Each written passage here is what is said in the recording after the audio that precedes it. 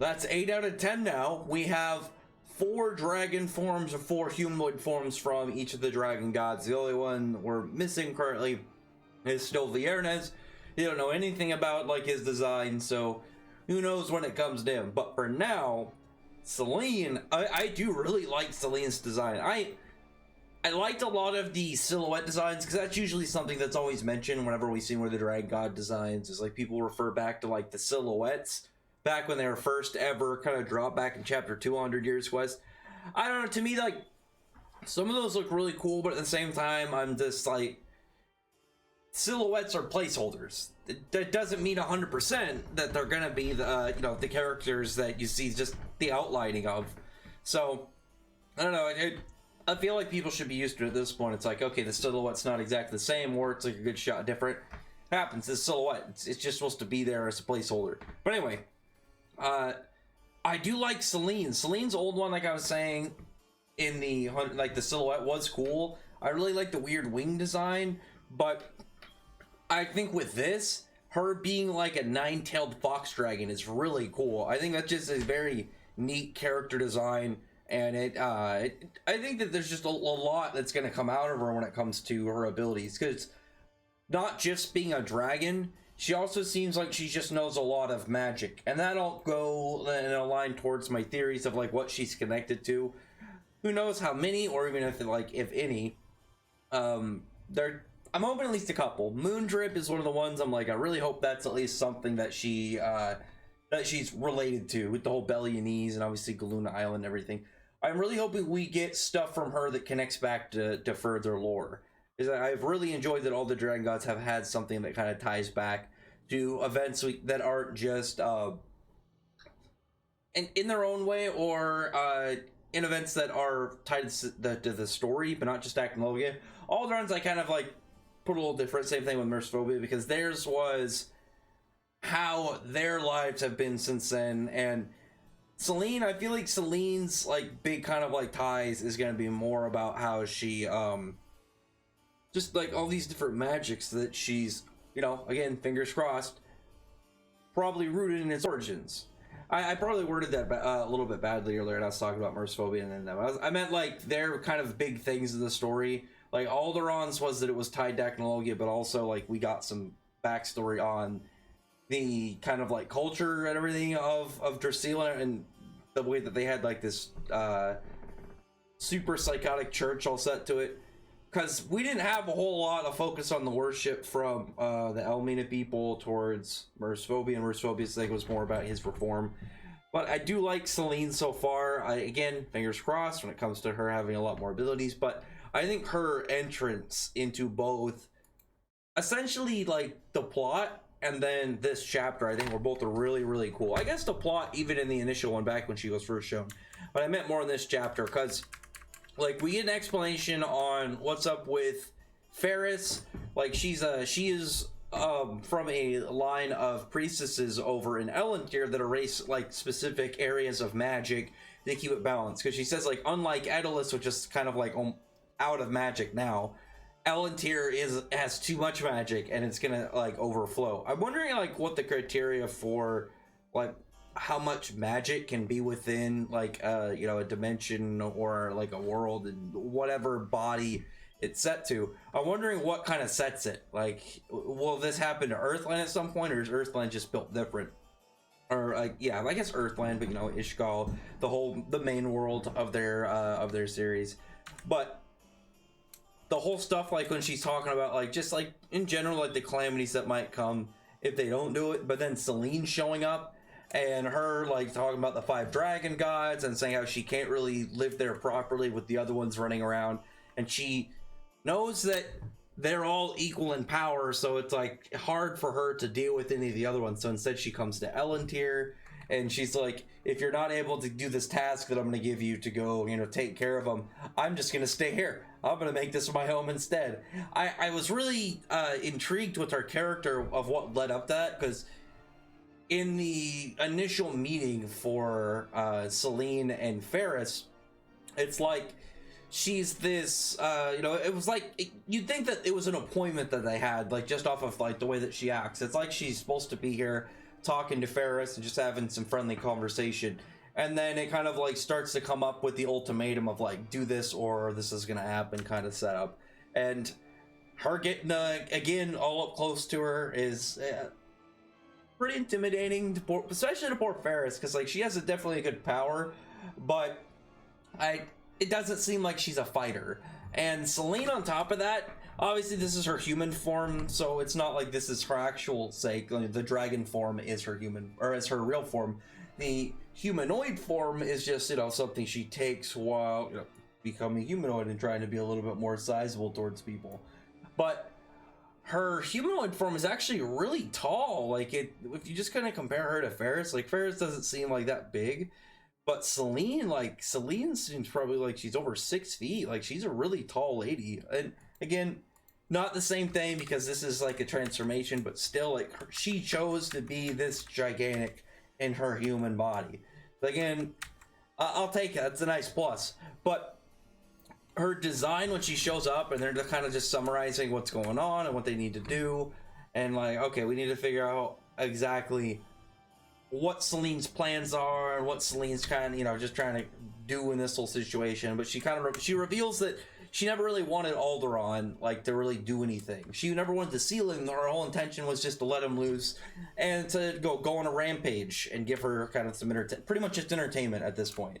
But her showing up in like a portal using Aqua Era and just kind of like talking down to them, both from like the way that she converses them, but also for like visually the point of view that she has. I think it just works really well. And all these different ways that her character is being presented in this chapter, of initially she comes off like she's just a nice person. You'd think that with her tone that she's nice, and she's like, oh, just listening, you know, having a nice chit chat with everybody, but it's always just leading up into like threats and to her, you know, flexing of power. And even when Ferris is trying to talk to her to, like, you know, trying to like, yell about like not destroying her world, like leaving Elantir alone, Selene just, you know, shoots her right through like the stomach with a magic blast. Like, it's pretty much just a small little magic bullet. Shoots and she starts bleeding, and Natsu's like, okay, we're going in. Everyone's getting ready, all up in arms. Wendy goes to heal Ferris. And some people are mentioning this, that Natsu was like had his fire around him when he went to attack Selene. And I get there at Edelis. I'm guessing it's because the portal into Elantir was open and there's probably magic coming in to there from the portal. There's definitely some good mystery in that. Like, I think that there's some nice things to kind of chalk it up to, because it could not just be magic. There's still the possibility it has to do with Natsu's cursed power. Who knows? Either way, Selene seems to just decided to take this, take this confrontation, pocket this challenge, and shows up like she catches Natsu's punch. Granted, it's not a technique. It's no like big named attack. It's not like a demolition fist. He's not a dragon force. This is just kind of like a Natsu first in test in the waters attack. Granted, also Selene could block pretty much anything Natsu would like throw at her currently. But she ends up going to her dragon form. She seems happy. She's gonna play with them. And I really like the feature of her transformation, that it becomes nighttime. And that's one of the things I really liked about like Jalal Mad, but with Selene, like when she transforms, I really like the idea whenever you fight this powerful moon dragon goddess, that it's always nighttime with her. And she's got like these clouds around her that resemble more of like the old style Japanese art. I thought that was really cool. Obviously going with her design being like a 9-tailed fox dragon, I think that's just badass. I really like her design. I think her horns are probably my favorite part of her setup too. Like the way that it's kind of these odd spikes, unless those are also supposed to almost be tails, but they're kind of done in a horn style. I don't think so, because she's got like the 7 tails, and then she's got one kind of draping over her, and then generally her like normal dragon tail. Anyway, like, it's cool. I do really like this. I think this is neat, and it's very different. Like, I suspected it more to be kind of like a weird space alien style, because it had to do with the moon, but Mishima's going with like the more of a Japanese kind of style on this dragon. Again, it's pretty cool because we don't get a lot of Eastern dragons in the series. Like, I think the first time we really had anything close was God Serena, when he used his just his magic to get out in the battlefield. It was his Historia, but still I imagine his power would look like that. And to me it was always just like, man, I wish we got to see more of his moves, because he probably had a lot of cool stuff. And then Merphobia was serpentine-like, but he was more kind of just in the style of an aquatic dragon, where Selene is closer to an Easter dragon. And again, like this, all these like nine-tailed fox style like things to her, I think is really cool. I really like the whole, it becomes nighttime whenever she's out and about, like in her dragon form. I think that's just really a badass feature. That's probably be really spooky to fight. It would give her a very strong presence in general. But on top of that, she's like just straight messing with the moon while she's like starting their whole like game, teleporting to Elantir. The fact her casual just kind of startup is doing something like messing with the moon, really hype. Unless that's just pretty, unless that's like a fake moon, it's just the image finder. I don't think so. That's kind of like some weird extra thinking, considering we already know that in Daedalus there's way more moons and stuff, way more suns and moons than the normal one-on-one that like Earthland in real life have. But now they're in Elantir. Now they're swapped over to Elantir, like riding on a cloud. I'm very curious about the whole being on a cloud thing. I'm guessing we're gonna have some further explanation like the start of the next chapter. That's again just a very weird trait for Elantir to have starting out. Like if there was something like maybe like a chapter 2 in, and it's like, oh, because the magic is so thick and so just abundant, you can walk on on air, like walk on clouds kind of thing, something like that. I don't know. But it's weird that we're starting out like them just sitting on this cloud. Like I'm very curious what the reasoning is. Like where in this are we going to get like the tie to, oh yeah, it's because of the magic in the world, or is it generally just there's something very strange about how Elantir is constructed? Beyond that, like there's characters we're going to eventually get. Like I feel like we definitely need to get like a couple cool Elantir original characters going into this arc, because this is something very, very new, and it's very expanding into the fairy tale world. So I think everybody assumed that that Selene was going to be somewhere on Giltina, but like we got Alder on Merphobia, and there's still the question of like what reason was Gildarts out Mount Zonia that he ran into Acnologia, back on the 100 Years quest. And Acnologia obviously tying into the 100 Years quest. I think it goes in with his the whole wandering scheme that he has in Dragon Cry. I think that he was looking for them. He wanted to find the dragon gods and probably kill them, and so he could actually like fully be, rid of dragons. But as it were, I think that with two in Giltina, and then if you have Igneous, is kind of like a mystery one. I'm hoping Igneous is like in some massive volcanic range, so there's just some humongous molten crater on Giltina that Ignia lives in or something. But other than him, like maybe if Yerdes is underneath Mount Zonia or something, like that would be really cool. There's a lot of general kind of build you can come off, like just exploring, like looking for the dragon gods. But Selene's is really cool because it adds an entirely new layer into the fairy tale world. And I'm still hoping that we don't get more alternate versions of previous characters. I know that's something that people would be interested in seeing like, there are some people that want to see, what would be different about like the main cast in this world. I get it, but we already had Daedalus and we already had Fairytale in the 100 Years quest. Like if that happened now, like if the Fairy Nail stuff happened now, I'd say okay, whatever. But it being so far back, and at the same time still within the story, I feel like it would kind of just be like beating a dead horse of like a gag.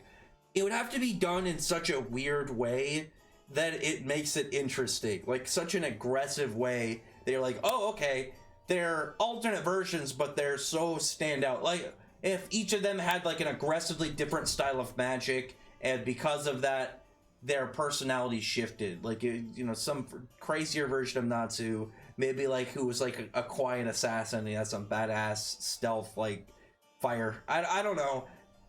Either way, I would much prefer just getting original characters, just full on like straight out originals. I would be fine with alternate versions of characters from like Ravemaster or something. Something like that would be cool. Like if we just got Shuda, but 2 feet taller and more jacked or something, and he's got dual giant greatsword katanas. Either way, like I think it'd be cool just to kind of get something like that. So I mean, like, I wouldn't complain. I would say though, I am more, fingers crossed to get more like just straight or L&T original characters. I'm still wondering how we're gonna get the Diablos members into this arc, considering now we're in a different dimension. The thing though is they were always going after Selene. Like Selene was always in their target game, so they have to have some idea. They're like, I fully believe that they would have some form of idea, because if they know of Selene, they know how to find Selene, and they even know, like, even if Selene's a chick, so they have to have something prepped up in order to get into L&T and go after him. Which, on top of that, like, thinking about it going into it, we don't know. I'm gonna move my mic a little bit, just because I didn't really think about this until now. But going into L&T, because L&T has more magic, and like I would assume that the characters are going to be generally more powerful, have way more magic to absorb and just expend. That with the other characters, with the main characters, I already thought about it. It's okay. Well, is it going to be a 2x boost? Is it going to be just kind of like it replenishes faster? Like, what if instead of them becoming more powerful, they just absorb magic like as fast as they can spend it, so they can just fight essentially forever? Who knows? But how it affected the main characters. I already had this contemplating in my head. Okay, well, how is this going to go? Where is this going to kind of like lead into what it does for them? But I never really thought about what it's going to do to the antagonists. Like, what does it do for any of the villains that show up, or even just Diablos? Because I still think Diablos is an antagonist. I don't think they're full villains, but I'm very much wanting to see them in general. So I think them with a boost is going to be really cool. Especially Scullion. I really want to see more Scullion. He's probably my favorite out of the Diablos members. I think he just looks really badass, and he's got really cool powers. But I'm trying to think if there was another thing I really wanted to mention in this chapter before we wrapped up, because it is going to be cool. This just based off of like the way that ended. The next chapter, maybe more, maybe 2 or plus, we're going to see them just dealing with Selene, because that was, to me, the biggest thing going into this chapter that I wanted to see. The biggest thing out of everything going into this chapter was I wanted Selene lore. I wanted to find out more about Selene. I just wanted something to kind of like get a better understanding of her character, maybe kind of like see how she fights, see her go when she showed up to L&T. Like, I really liked this chapter. I thought this was really good. I thought it was a very nice kind of hectic and chaotic information dump. I thought that was cool. Because usually when you get chapters where it's like, okay, we're just going to explain things, we're going to give lore, we're going to, set up next part. It's a lot more dialogue, but it's done in a way that it's more of just, all right, we're going to lay it all on the table so the readers can get it and stuff. But how L&T like was introduced through Selene popping up out of nowhere, listening to their conversation from cross dimensions, I thought that was really cool. I thought that was badass, and I'm already really interested in her character. I think she has like a very crazy mystique about her. Like, she has, I would say, like, kind of like this teeter-totter kind of like aura to her. It just piles up nice and then it tips over and she has this wicked kind of moment. But on top of that, like, the whole fact that it like looks like nighttime whenever she's in it, which is why I'm guessing like it's so like I'm stuttering really bad near the end. I'm wondering if the reason that in L&T we see it from this mountain that always has the full moon, is it like that because of Selene? Is she always keeping it in this status while she's around? So, again, lots of big, interesting stuff right now. I can't wait to get more, but this chapter really satisfied my, want for lore and get information on what exactly is still coming up right now. And we're still really early into this arc, but I think that this kind of showing of Selene very early on was cool. And that's one of the things I will say I've been really happy about 100 Years Quest in general, is that like Mishima, whenever we get one of the Dragon Gods, we're able to see them pretty quickly. Like, we got introduced to, I think the longest one was Mercephobia, because we got introduced to him and we didn't see a dragon form for a couple chapters. But that's because we were busy dealing with like, you know, dealing with Diablos and stuff. But like right when they got back to him, bam, dragon form. Alderaan started out with it, and Selene teased for a while, but now getting into her actual arc, we do get her dragon form. And again, I really like it. I haven't seen anyone dislike it. I think it's just really neat. And going with what I said earlier, with kind of like this very mystic theme to her, like this high mystique, that she, as this nine-tailed fox dragon, really fits into that. And I'm really interested to see what exactly like she's capable of. And also when we had Ferris said that she could see Selene's magic, I'm wondering like if it's just like a mass, like a magic total, or she sees how big it is just in general, or if there's like an aura to it. Because then I'd be wondering like, what does she see when she sees other people? Because this is something apparently only she, like, not that only she could do, that very few people could do. So what is she gonna say when she sees like the main cast? Is she gonna ever comment upon like the way their magic looks or how big it is? Are we gonna get like pseudo power levels? I don't know. Either way though, I really like this chapter. I thought this was great. I'm really hyped. I'm happy. I think this has just been a really good start to this arc, and I can't wait to see more of Selene, because again, she's really interesting at the moment, and this is just the beginning of her story. But anyway, other than that though, comment below, thumbs up the video, but friend the like button, subscribe button, and check out my other videos. Other than that, I appreciate everyone who's already subscribed, so I thank you all for listening. Bye.